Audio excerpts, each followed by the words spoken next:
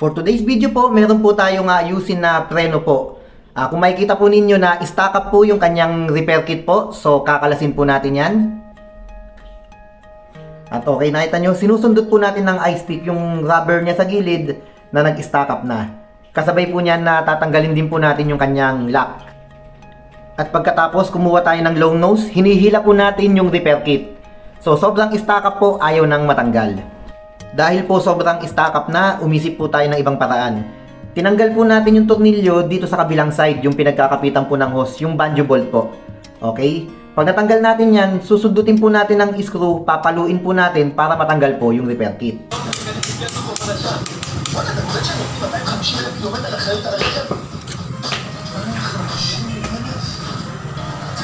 At okay po, kitang-kita natin, sobrang daming kalawang na po, sobrang dumi kaya po siya nag-stack up. At okay po, sinundot po natin ng basahan yung loob po ng brake master para siguradong malinis na malinis po, para wala siyang mga matutulis na dumi sa loob pag nilagay na po natin yung bagong repair kit. Sa ganitong paraan, may iwasan pong masira yung repair kit po.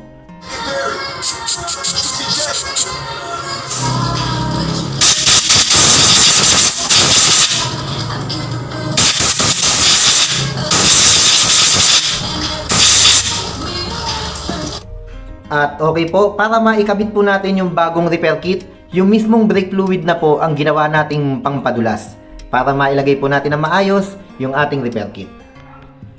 Sa mga nagdi-DIY po, wag tayo masyadong manggigil pag kinakabit natin yung repair kit. Kumbaga slowly but surely po. Sa una talaga medyo mahirap po yan. Tsaka syempre hanapin po natin yung tamang sukat po ng repair kit na kinakabit natin. Okay, dahan-dahan lang, magagawa din natin ng maayos yan.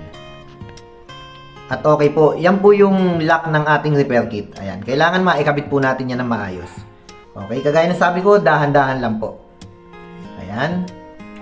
Tapos, ang gamit ko dyan, ice pick po. Ayan, para maikabit po ng maayos yung lock. So, dahan-dahan lang po kasi merong pinakang kanal po yan sa loob na dapat dun po maipasok po yung lock. Ayan po. At okay po, para siguradong nakalagay sa tamang posisyon po yung lock, ayan po, pinapalo po natin para siguradong kapit na kapit po yung lock dun sa loob, hindi makakalas. At okay po, nakakabit na po ng maayos yung ating repair kit at yung kanyang lock. At okay po, nilagay na po natin yung rubber ng repair kit para hindi pasukin ng dumi. At inilagay na rin po natin yung kanyang brake lever. At okay po, ikakabit na rin po natin yung kanyang brake hose. Yan po yung banjo bolt, yung tornilyo na tinanggal natin kanina. Dalawa ang washer niyan, isa sa ibabaw, isa sa ilalim. Ayan po. So, dapat nakalagay yung dalawang washer. Huwag po natin kakalimutan dahil tatagas po yung brake fluid dyan pag wala siyang washer. At okay po, bilog na pala yung kanyang dalawang tornilyo. So, ganun pa man, susubukan pa rin natin itong tanggalin na maayos. At okay po, gamit po yung ating screw na binabala sa impact drive, ayan po. Natanggal naman po natin na maayos yung isang tornilyo. So, nakayanan natin siyang tanggalin na maayos. So, okay po. Pero yung sa kabila po, talagang hindi po nakalas. Okay po, dito po sa may kabilang tornilyo po, ayan, hindi po talaga siya natanggal. So, sinubukan naman natin siyang tanggalin na maayos, pero ayaw po talaga. Ngayon po, gagawa na lang po ako ng isa pang video kasi hindi ko po naipakita dito yung step by step kung paano po magtanggal ng mga ganyang klase ng tornilyo na nag-stack up, yung bumilog po yung pihitan. So, gagawa tayo ng ibang video na nakapokus lang dyan. At okay po, magsasalin na po tayo ng brake fluid at magsisimula na po tayo na mag-bleed. So, lalagyan na natin yan ng brake fluid.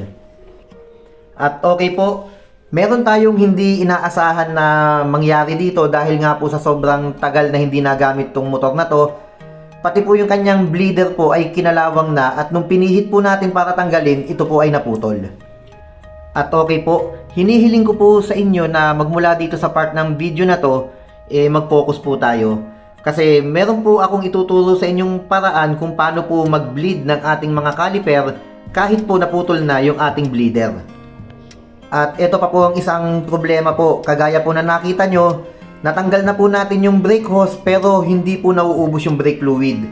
Sa madaling salita, hindi po bumababa yung brake fluid kahit po nakatanggal na yung brake hose. At ito pa po yung isang pamamaraan o diskarte na ituturo ko sa inyo sa mga ganitong pagkakataon na ayaw bumaba po ng brake fluid. Ngayon po, kakalasin po natin ulit yung kanyang repair kit po, pero hindi natin totaling tatanggalin. Tatanggalin lang po natin yung lock, tapos paaatrasin lang po natin ng konti yung repair kit para mabilis bumaba yung fluid. At okay po, gamit yung ating ice pick, ayan po, susundutin lang po natin yung lock para matanggal po. Hindi natin siya talagang totally tatanggalin. Ayan, makikita nyo, pinaatras lang po natin ng konti yung repair kit dyan. Konting usog lang po para makababa po ng maayos yung brake fluid. At okay po, dyan sa part na yan, nakita nyo umatras. Makikita po ninyo na napakabilis po ng pagbaba ng brake fluid, ayan po. So, tumapon po kagad yung brake fluid. Naubos po kagad yung laman sa ibabaw. At okay po, pagkatapos makalas ng lock, ito po ay kakalusuan lang po natin ng screw para hindi po totally matanggal yung repair kit. Okay po, gumawa pa tayo ng additional na video para po mas maipaliwanag po natin. Meron tayo ditong brake master, dalawa. Ito po yung brake hose at ito po yung dalawang caliper. So sisimulan po natin ang paliwanag dito po sa brake master po. So kung mapapansin nyo, magkaiba ng itsura yan. Sa brake master po, pag tayo ay magbi-bleed, parehas lang po yan kung paano ito i-bleed, kung paano ito i-bleed, parehas lang po. So dito po tayo mag-i-explain. Okay po? So pag magbi-bleed po tayo, pupunuin po natin ito ng fluid. Okay po? Bago po ito dumating sa kalahati o bago mag 1/4, salinan po natin kagad pag tayo ay nagbi-bleed. Dahil once na natuyo po yung laman nito, magkakaroon po ng space sa kanyang brake hose na magkakaroon ng pondo ng hangin. Kaya po tayo nagbi-bleed, tinatanggal po natin yung hangin sa loob. So kailangan po walang hangin. Kaya habang nauubos ang laman nito, bago dumating sa kalahati o bago mag 1/4, salinan natin kagad, punuin natin. Okay, so ganun po pagka magbi-bleed. So dito naman po sa hose, dito dadaan yung fluid. Syempre, dire-diretso yan. Dire-diretso po ang flow niyan. Opo, dire-diretso po ang flow niyan. Kailangan wala yang hangin sa loob. So paano natin malalaman na wala nang hangin sa loob yan? Dito po sa caliper. At okay po. So i-explain po natin itong caliper. So makikita po ninyo, ang pwesto niyan nakaganyan. So ito double piston po ito ha, double piston. Okay, ganyan po ang pwesto niya pag nakakabit sa ating preno. Yung bleeder po nasa pinakang ibabaw po. Okay, nasa pinakang ibabaw. Kasi kaya po siya nasa pinakang ibabaw, yung hangin po o yung mga bubbles, lagi po yan pataas, hindi po yan gumagalaw ng pababa. Pwera na lang po pagka nagpo-flow o umaagos yung fluid, bababa talaga siya ng sapilitan. Pero once na nasa area na siya na matining na, yan po ay lulutang po. Kaya dito po siya sa ibabaw. Ganon din po dito, ito po single piston po ito.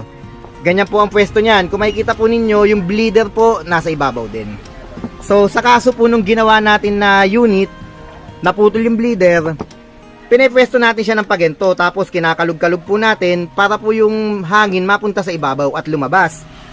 Ngayon, nilalagay natin yung tornilyo tsaka hose ng maluwag.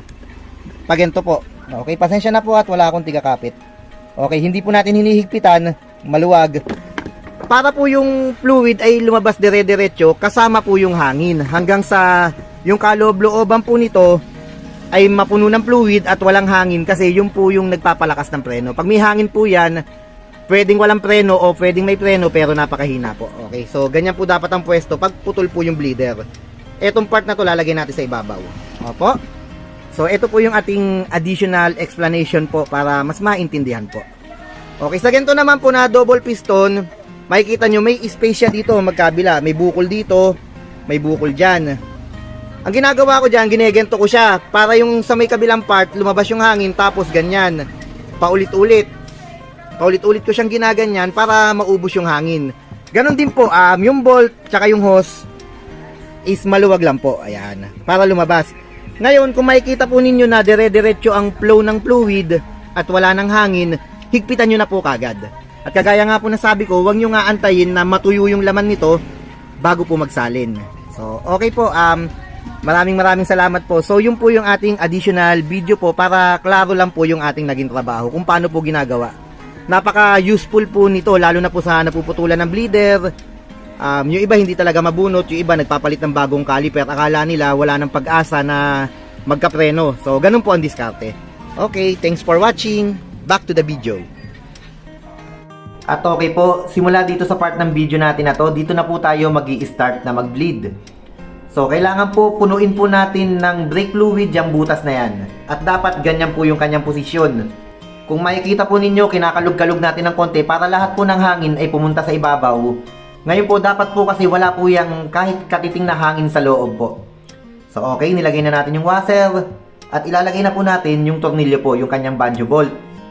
Hindi po natin yan totally hihigpitan ng sobrang sikip po. Kailangan may space po para lumabas yung fluid dahil magbibilid po tayo. Ganun po. So, kailangan puno po yung caliper. Nagpapatulo tayo ng fluid dahil dun po sa tumutulo na fluid na yun, dun po sasama yung mga hangin sa loob. So, kailangan po yung ating pong caliper ay punong-puno ng fluid. Walang space na may hangin sa loob. Kailangan wala pong hangin. Totally is fluid lang po yung kanyang laman. Ayan po. Hindi po natin siya hinigpitan. So, okay. Gusto ko pong i-explain na mabuti itong part na to kasi po medyo komplikado po ito. Pero marami na po nakagawa nito at may iba na po akong video tungkol sa ganitong trabaho at nagawa naman po nila na maayos. So, dyan sa part na yan, nagsali na po tayo ng brake fluid. Naglagay na po tayo ng brake fluid. Pasensya lang po, wala po tayong tiga video kaya hindi po natin gaanong nakukunan yung ibang detalye. So, ayan po, nagsalin po tayo ng brake fluid dyan. At aantayin na lang po natin na tumulo. Okay. So, wag natin itatagilid na ganun, na bitawan ko lang po. Kailangan po laging nasa pinakang ibabaw po yung nilalabasan ng fluid. Lagi po natin tatandaan, yung hangin po, lagi po yan nasa ibabaw. Hindi po yan iilalim. Kaya, pag nakaibabaw yan, doon po lalabas ang hangin. Okay? At hinigpitan na po natin. So, ganun lang po yung kadali. Pagka alam na po natin na wala na siyang bubbles o hangin sa loob, pwede na po natin niyang higpitan. At sigurado may preno na po yun. At okay po, ikakabit na po natin yung caliper. Siguraduhin lang po natin na lahat po ng tornilyo ay mahigpit po. At okay po, ikakabit na po natin ulit ng maayos yung repair kit. Binalik na po natin yung lock. At okay po, nilagay na rin po natin yung kanyang lever. Tetestingin na po natin yung preno. At okay po, sa paglalagay po ng brake fluid, lagpas lang po sa kalahati, 75% lang po. At okay po, tetestingin na po natin yung preno. Ayan po, naglagay po tayo ng kalso dito sa ilalim. Pinapaikot po natin yung gulong po at ayan, pinepreno po natin. At okay na po. Malakas po yung preno niyan. Okay po, thanks for watching!